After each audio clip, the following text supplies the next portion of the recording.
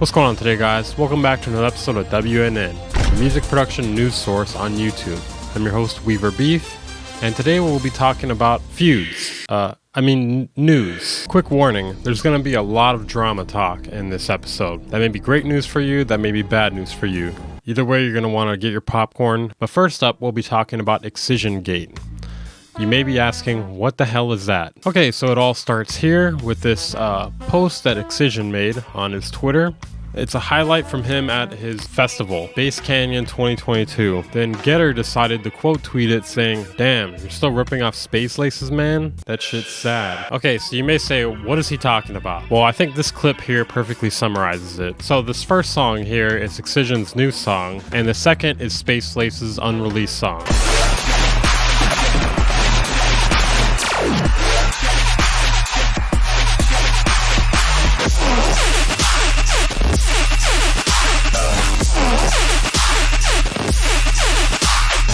So as you can see, pretty similar. I wouldn't say it's exactly identical, but it's pretty damn close, like within 95% for sure. Now, did he steal this song? Was he inspired by it? Let's find out. Ironically though, there were also people saying that Getter had ripped off someone in the past too as well, comparing these two songs here.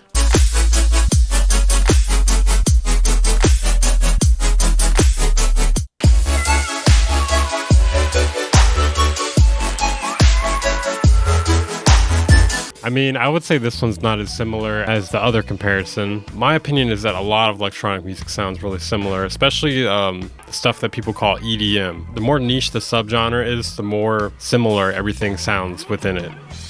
I feel like you can apply that for every genre. Now, I wouldn't say this Getter song is a complete ripoff of the other one. It's definitely really similar, but all future bass basically sounds like this, in my opinion. The dubstep song, that one's a little more questionable. Anyways, after that, EXCISION decided to respond. Oh yeah, people were accusing him of ghost production as well too. Not only ripping him off, but ghost production. Now, if that's true, we don't really know. There's no way to tell. Every track I've made with Space Laces lists him as a full collab artist, not a feature. We've worked together for years, and he's been to my place and worked with me in the studio many times. And I've been to his home in Louisville to work with him. The Destroyed album is entirely a collab album except for 2 solo songs, one by me and one by Downlink. Space Laces was a collaborator on 5 of the 10 tracks. It's pretty obvious he was not on the other 5 tracks. They sound nothing like him. Space Laces is an absolute legend who is amazingly talented at creating unique sounds. If you listen to the Getter track with him, Choppas, it sounds like Space Laces. Okay, I'm getting bored of this response. Let's move on to the more juicy part. Then there was one more reply that he deleted because everyone was saying it was cringe. I'm looking for it, but I can't find it right now. But basically, he told Getter to go back under his bridge or something. I don't know exactly what he was saying, but he deleted it because people were clowning him for it. And after that, Space Laces responded saying, "For the record, I don't do any ghost producing and I don't have any interest in ruining anyone's career. All the songs I've worked on with EXCISION, I'm a credited artist. That being said, I noticed a lot of people trying to replicate songs of mine. However much of that is coincidence or confirmation bias, I'll never know, but I can't get mad for people for taking inspiration. On a good day, it's flattering. On a bad day, it just feels like a broken record in an industry where I often feel disregarded or taken advantage of. At the end of the day, I just want the recognition for the work that I've done. Anything between me and Jeff, I'd rather handle personally and not in public, and I appreciate the friends who have my back, and thank you for always sticking up for me. I appreciate it more than you could know." Now we're moving on to Curtis Gate. That was EXCISION Gate, now we're going to Curtis Gate. So earlier this year, Curtis King and Busy Work Beats made up after their beef. And now they're back beefing again. God, I feel like a fucking loser talking about this shit. It's just entertaining. So I'm gonna try to give a timeline of this real quick. So this story starts with Busy Work Beats and Curtis King getting into an argument. Apparently, Curtis King and Busy Work Beats had a beat battle at the same time on a day, and Curtis King called him out on it. Also, he said that he stole his concept of best worst beat battle, where you make the worst beat possible, and whoever makes the best worst beat possible wins. It turns out, at least according to Busy Work Beats, that he had made that idea 2 years ago. Curtis King's earliest one that I could see was a year ago. Also, Busy Work Beats does these beat battles the same time every Monday. He's been doing them for weeks. So it seems to me at least like it wasn't an intentional overlap, but even if it was, it's not really that big of a deal in my opinion. I don't know, at least to me. I couldn't see myself getting mad at someone else for streaming at the same time as me. Anyways, after that, Curtis King blocked him. Now, at first I thought this may be a fake beef or like a ploy in order to get me to talk about it on WNN or something. Busy Work Beats did like a live stream talking about it recently, like the last 30 minutes of his feedback stream or something, and he was like losing viewers the entire time, and he talked about it for 30 minutes. So if this is a fake beef, that would be really good acting skills. Anyways, after that, Busywork Beats posted this expose of Curtis King. Alright, so he says Curtis Cap is tricking people into thinking they can go #1. Curtis King released an album earlier this year that went #1 on the iTunes charts. So he says the iTunes charts are time-based. Anyone who sells an estimated 300 copies within an hour appears for #1 at least for an hour, and they game the system using pre-orders. Pre-orders artificially spike the sales stats. So when people pre-order, it will show it as a sale within the release hour. So then you can use like a bundle in exchange for a pre-order. And then also the time of the day, he did it when no one was dropping. Busywork Beats says that he gamed the system. He said it's all fake. I don't know if there's any proof on that. He used this on his sale page to lie and convince his followers that they too can get those empty results. This is your leader. And he says for $1,500, you can go #1 on iTunes. Anyone can game the system.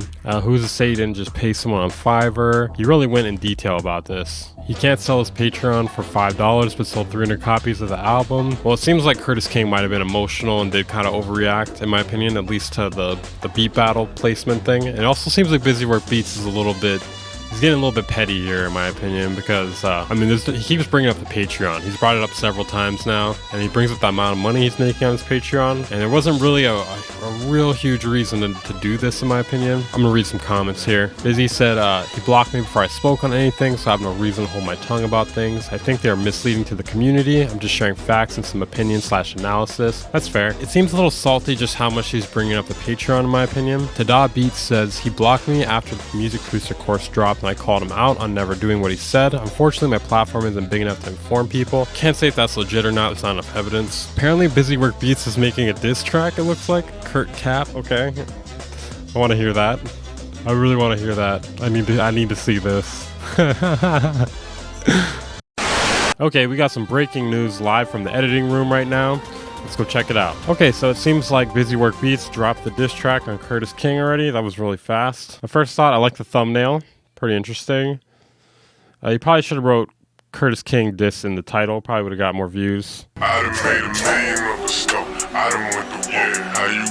So the beat sounds pretty good so far. I like the hook. Tone of the voice in the hook is good. Turn off with side medics and you switch sides. This what happened when a pussy nigga dick. So there's some good things going on with this. I do think that he's like, sometimes the flow is a bit offbeat. Like he kind of like lags on his words a bit or something. Like I said, semantics there. Cause a nigga ran off on the plug. See, this what happened when you run off on the plug. There's some things that are pretty good about this, in my opinion. I think my biggest issue is like some of the vocal mixing and how he lags a bit on his words here and there. I mean, it may be intentional. This is without the Kindle. I wouldn't buy your book, even for Kindle. Throw it out the window while I'm... Is this person here busy? It sounds pretty different here. Hold on, rappers and producers. If you claiming #1, you actually had to do it. I like the rappers and producers line because Curtis does say that in his videos. He'll start off his videos being like rappers and producers, or whoever he's addressing in the video.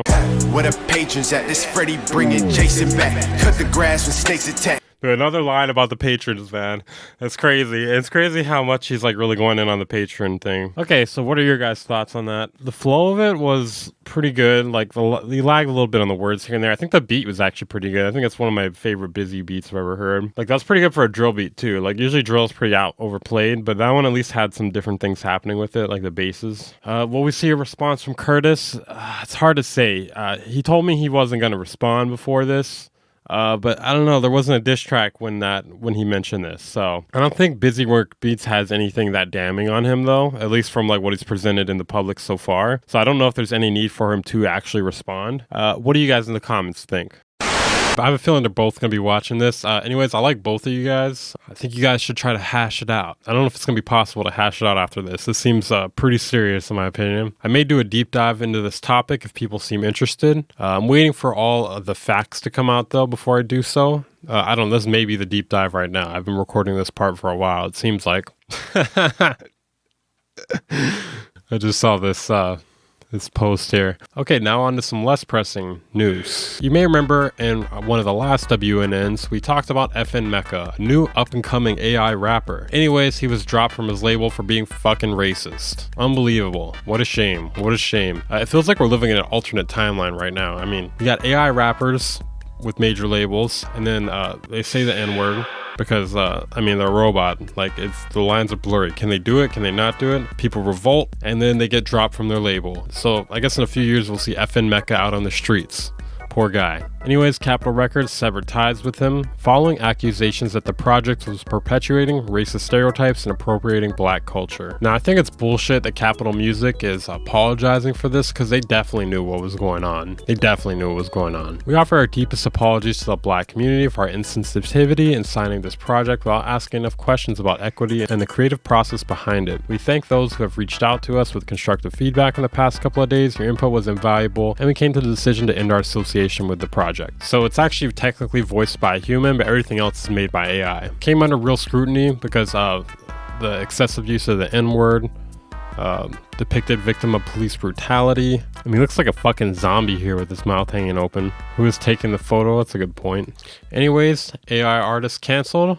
Mission success. News? In our next story, it's not drama. Thank God it's not drama. Actually, I love the drama. It's pretty interesting and entertaining. I think people like watching it. I don't know. Do you guys like watching the drama? Yes or no? Personally, I do find it entertaining. It does get kind of boring reviewing plugins all the time, just talking about new plugin releases. So, I mean, if you're hating the drama, I don't know what the fuck's wrong with you. Honestly, internet drama is one of my favorite things just because it's very low stakes. Nobody gets hurt. Anyways, in our next story, UVI releases Walker 2, a footstep Foley designer. I'm sorry, I thought this was a much cooler plugin than this. I thought it was a Foley designer, but it's literally for making footsteps. So you could pay $129 to make footsteps that you could record in real life. I mean, I guess I could see this being useful for like someone who works in the movie industry. It's probably not important to anyone watching this video. Let's just look at it real quick anyways, real briefly.